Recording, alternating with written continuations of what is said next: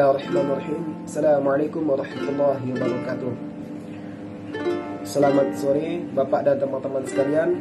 Pertama dan utama sekali, marilah kita bersyukur kepada Allah Subhanahu wa taala dengan melafazkan alhamdulillahirabbil alamin. Seterusnya kita bersalawat kepada Rasulullah sallallahu alaihi wasallam dengan melafazkan Allahumma shalli ala sayyidina Muhammad wa ala ali sayyidina Muhammad.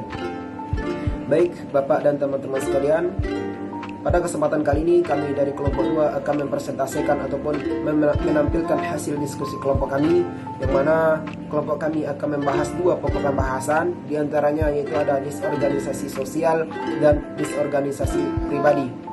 Sebelum itu ada baiknya kelompok kami terlebih dahulu memperkenalkan diri ataupun mengenalkan anggota kelompok kami, yang mana anggota kelompok kami itu beranggotakan ada Aisyah Noroh, kemudian saya sendiri Rahmat Hidayatullah, dan yang terakhir itu ada Rabiatul Adawiyah. Baik, mungkin untuk mempersingkat waktu, langsung saja masuk kepada pokok pembahasan pertama, yang mana untuk yang menjelaskan itu adalah saya sendiri. Untuk disorganisasi sosial, menurut KBBI, ia mengatakan bahwasanya disorganisasi merupakan suatu keadaan ataupun kondisi yang mana kondisi tersebut tanpa adanya aturan, dalam artian kondisi tersebut kacau, tidak beraturan, yang mana hal itu disebabkan karena adanya perubahan terhadap suatu lembaga tertentu. Nah, sedangkan menurut Suwerjono Soekanto, ia mengatakan bahwa organisasi adalah suatu keadaan di mana tidak adanya keserasian ataupun keselarasan pada bagian-bagian dari suatu kesatuan. Nah, selanjutnya untuk disorganisasi sosial juga dapat dikatakan sebagai suatu situasi ataupun keadaan kehidupan sekelompok masyarakat yang dapat menimbulkan ketegangan batin bagi anggota kelompok sosial lainnya.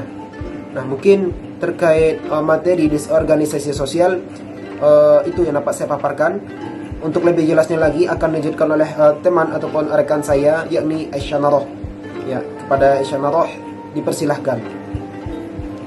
Baik, terima kasih kok saudara Rahmat yang telah memberikan saya waktu untuk menyampaikan materi. Di sini saya akan melanjutkan materi yang disampaikan oleh saudara Rahmat tadi. Nah, yang pertama itu adalah faktor penyebab. Dalam disorganisasi sosial adanya faktor penyebab kenapa bisa terjadinya disorganisasi sosial. Nah, salah satunya beberapa di antaranya yaitu yang pertama adanya faktor politik, di mana dalam satu kelompok yang awalnya mungkin baik-baik saja atau tidak ada konflik yang terjadi, pada saat pemilu itu bisa terjadinya suatu konflik. Kenapa? Karena masing-masing individu memiliki pemikiran yang berbeda terhadap calon yang akan dia pilih, atau bisa jadi dalam sekelompok orang gitu, sekelompok dengan sekelompok ataupun individu dengan individu, yang mana ini disebabkan oleh adanya perbedaan pendapat terhadap pasangan yang akan dipilihnya di saat pemilu. Nah, faktor penyebab yang kedua adanya faktor ekonomi. Kenapa faktor ekonomi? Karena dalam masyarakat itu sendiri adanya kesenjangan sosial atau perbedaan kelas, kesenjangan sosial dalam kelas dalam masyarakat itu sendiri. Nah, tapi tidak hanya dalam masyarakat itu sendiri, tetapi juga bisa dalam keluarga kita. Salah satu contohnya adalah ketika pembagian harta warisan, si kakak merasa pembagian harta warisan itu tidak adil antara si kakak dengan si adik. Nah, sehingga adanya disorganisasi sosial dalam rumah tangga, dalam keluarga itu sendiri gitu. Nah, oleh sebab itu bukan hanya dalam masyarakat disorganisasi sosial itu, tetapi juga bahkan bisa di dalam keluarga kita sendiri ketika melibatkan ekonomi gitu.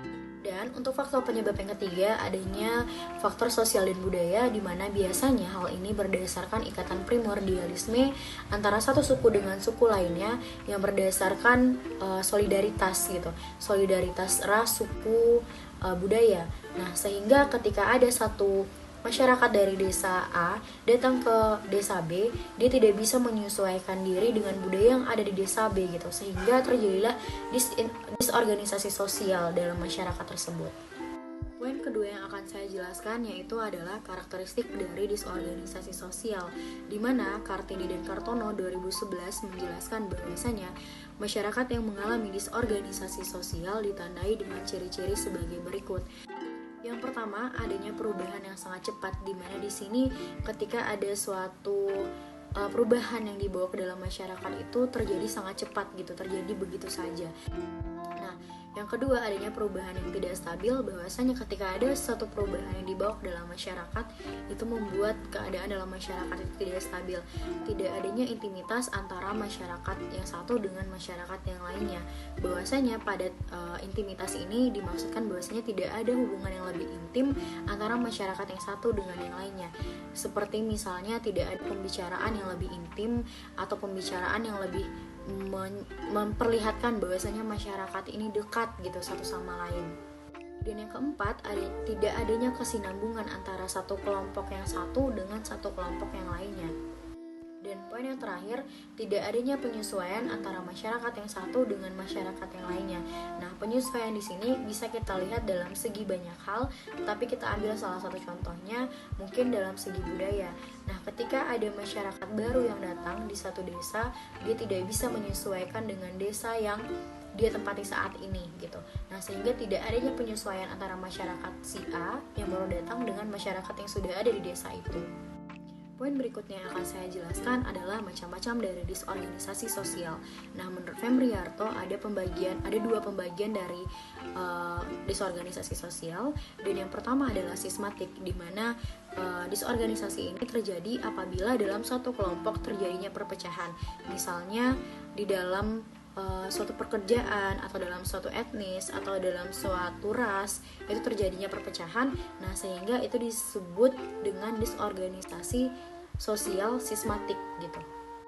Nah, pada poin kedua yaitu adalah disorganisasi fungsional, di mana disorganisasi fungsional ini terjadi apabila individu, kelompok atau sistem dalam masyarakat tidak berjalan secara maksimal atau tidak berjalan secara wajarnya gitu.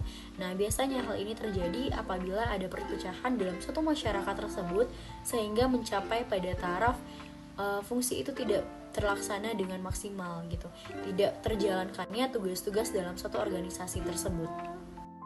Poin berikutnya adanya proses terjadinya disorganisasi sosial. Nah, ada beberapa poin-poin. Dan yang pertama, karena adanya keretakan-keretakan dalam organisasi. Nah, ketika adanya keretakan dalam organisasi, itulah yang menyebabkan disorganisasi sosial. Nah, yang kedua, adanya pembagian kerja yang menyebabkan terjadinya pembatasan oleh bidang keahlian yang dikuasainya. Sehingga di sana terjadinya disorganisasi sosial. Kenapa? Karena mungkin para pekerja itu adanya konflik gitu yang terjadi dalam pembagian kerja itu tadi. Nah, yang ketiga adanya aktivitas yang menyebabkan perubahan terhadap hal-hal di sekitar lingkungan. Nah, ketika ada suatu aktivitas bisa jadi itu menyebabkan konflik di antara masyarakat, sehingga karena ada aktivitas ini tadi menyebabkan perubahan terhadap hal-hal di sekitar lingkungan. Dan poin berikutnya adanya pengangguran akibat modernisasi. Nah, hal ini bisa menyebabkan adanya disorganisasi sosial itu sendiri. Mungkin itu saja materi yang ingin saya sampaikan. Terima kasih. Saya kembalikan kepada moderator. Baiklah, saya Robiatul Adawiyah, NIM 1886132, akan menjelaskan materi tentang disorganisasi pribadi. Disorganisasi pribadi adalah suatu tindakan yang dilakukan oleh individu yang tidak sesuai dengan norma-norma sosial, di mana tindakan tersebut sangat meresahkan bagi masyarakat karena tidak menguntungkan baik bagi dirinya maupun bagi masyarakat.